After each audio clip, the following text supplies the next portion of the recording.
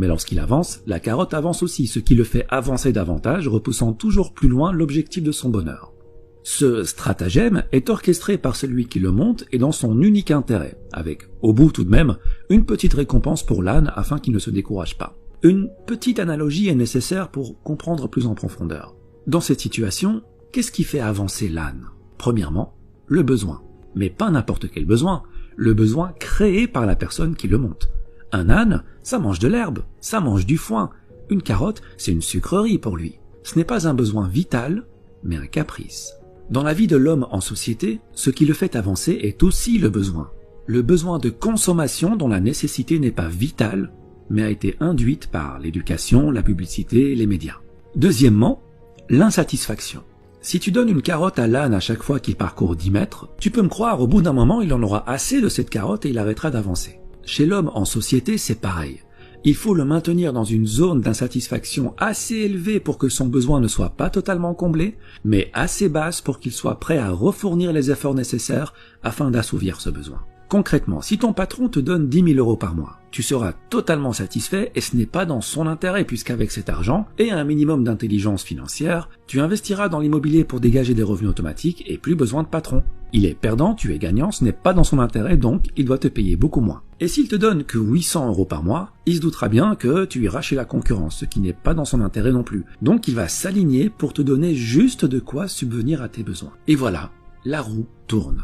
On t'a promis un avenir brillant et tu te retrouves à hypothéquer ton réel bonheur pour consommer davantage. C'est comme si on t'avait volé ta vie avant même qu'elle ne commence. 80% des gens sont coincés dans ce cercle.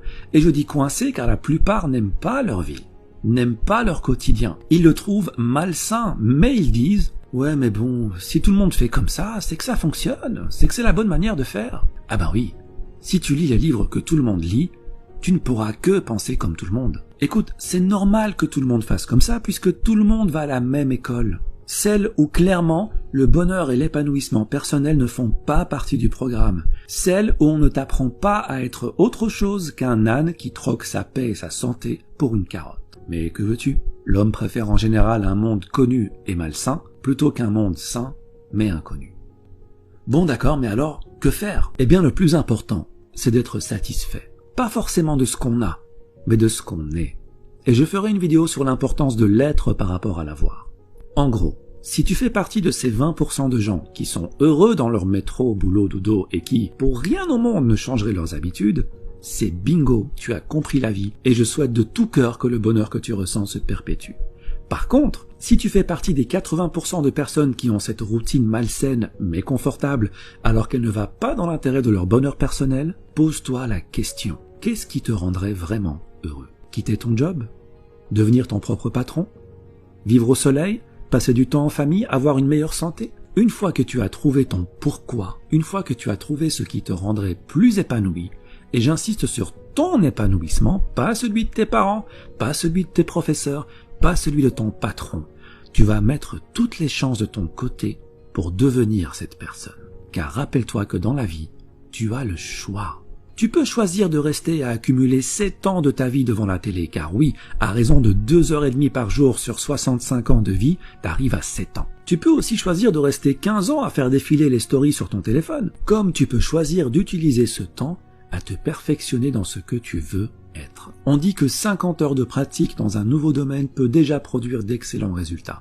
Il faut jusqu'à 50 000 heures de pratique pour devenir un maître en la matière qui peut changer le monde. Mais en moyenne, 500 heures de pratique te permettront largement d'acquérir une nouvelle compétence, de la maîtriser et de pouvoir l'enseigner. Cela représente 13 semaines à raison de 38 heures par semaine, ce qui fait à peu près 3 mois et demi à plein temps.